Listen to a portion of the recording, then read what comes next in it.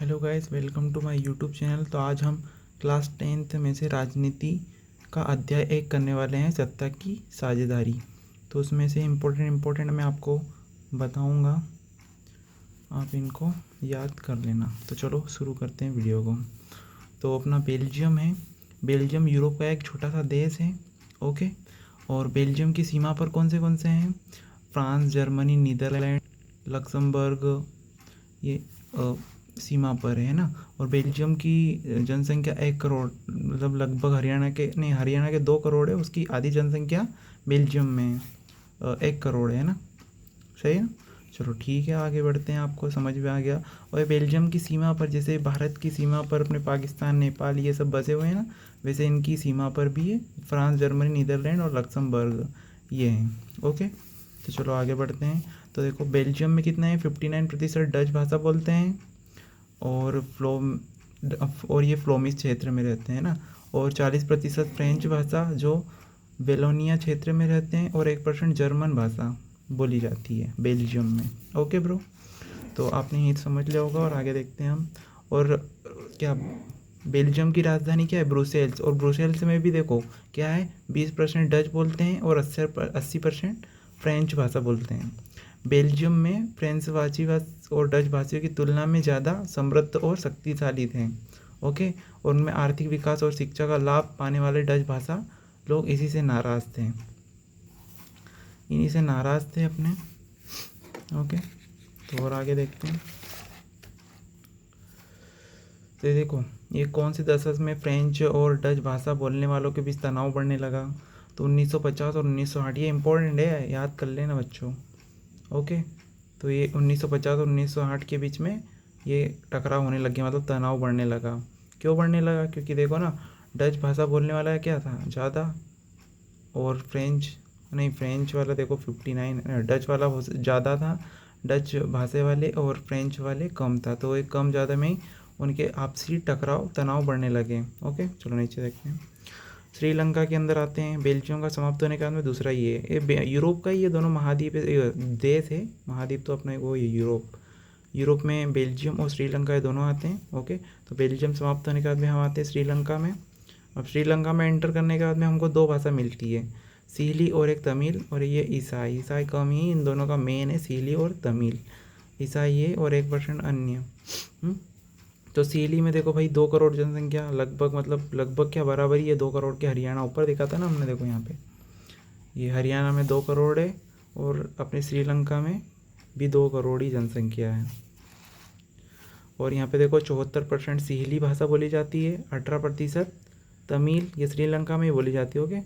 और ये 7% ईसाई और 1% अन्य। और सीहली भाषा लोग बौद्ध धर्म को मानते थे, ये इंपॉर्टेंट याद कर लेना। बौद्ध धर्म को मानते हैं। आ गया सीहली लोग किस धर्म को मानते हैं, तो हम लिख सकते हैं यहाँ पे बौद्ध धर्म को मानते थे। चलो और आगे बढ़ते हैं। सीहली में बहुसंख्यक। तो देखो अपना श्रीलंका कब आज़ाद हुआ था? 1948 में आज़ाद हुआ था, है ना। जैसे अपना देश कितना हुआ, 1947 को हुआ था ना। और 1947 में अपना आज़ाद हुआ, और 1 साल बाद क्या हो गया, श्रीलंका आज़ाद हो गया। तो ये यहाँ पे बताना अपन को, 1 साल बढ़ा देना अपने आज़ाद में। तो श्रीलंका आज़ाद हुआ था 1 साल बाद। चलो आगे देखते हैं। सियोलो ने अपना प्रभुत्व स्थापित करने की कोशिश की। चलो ठीक है। सन 1956 में सिहली को एकमात्र राजभाषा घोषित की। देखो 1956 में क्या कर दिया था, सिहली ने सिहली भाषा को राजभाषा घोषित कर दी थी, है ना। राष्ट्रभाषा तो अलग होती है, राजभाषा एक होती है। हमारे देश में भी राजभाषा है, लेकिन राष्ट्रभाषा को दर्जा भी नहीं दिया गया है। राष्ट्रभाषा को दर्जा दिया गया तो आप दंगे होने लग जाएंगे अपने देश में, इसलिए राष्ट्रभाषा नहीं घोषित की गई। ओके। तो तीसरा वाला देखोगे, देश के विश्वविद्यालय में और सरकारी नौकरियों में सीहलियों को प्राथमिकता दी। अब देखो श्रीलंका में तमिल और सीहली ये थे, तो अब सब दूर उनको जॉब वगैरह क्या मिलने लगी, सरकारी टीचर सर, इनको सब विश्वविद्यालय में जॉब दी गई। किनको? सीहलियों को।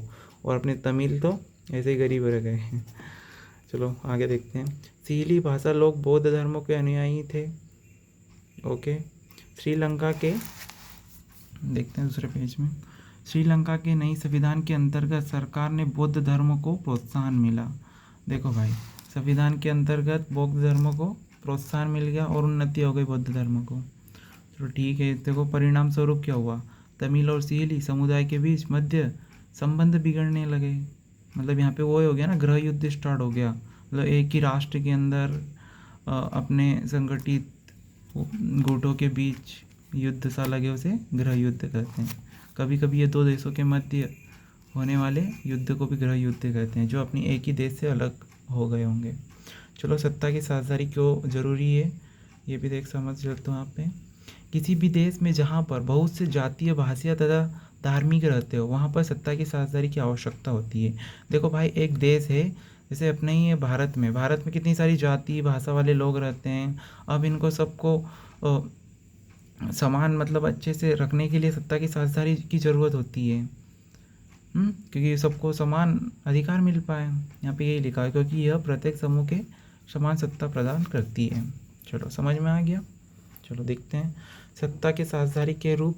तो देखो, सरकार के विभिन्न अंगों के मध्य सत्ता की साझेदारी, सत्ता का क्षैतिज वितरण में कौन कौन आता है, कार्यपालिका, न्यायपालिका, विधायिका। और आपको कभी बोल दे कि अंग कितने होते हैं सरकार के, तो ये आएगा कार्यपालिका, न्यायपालिका, विधायिका। ओके, तो ये एक दूसरे पर नज़र रखते हैं। ओके, ये कार्यपालिका इसका, ये इसका, ये न्यायपालिका दोनों पे रखता है ना, ये न्याय दोनों पर।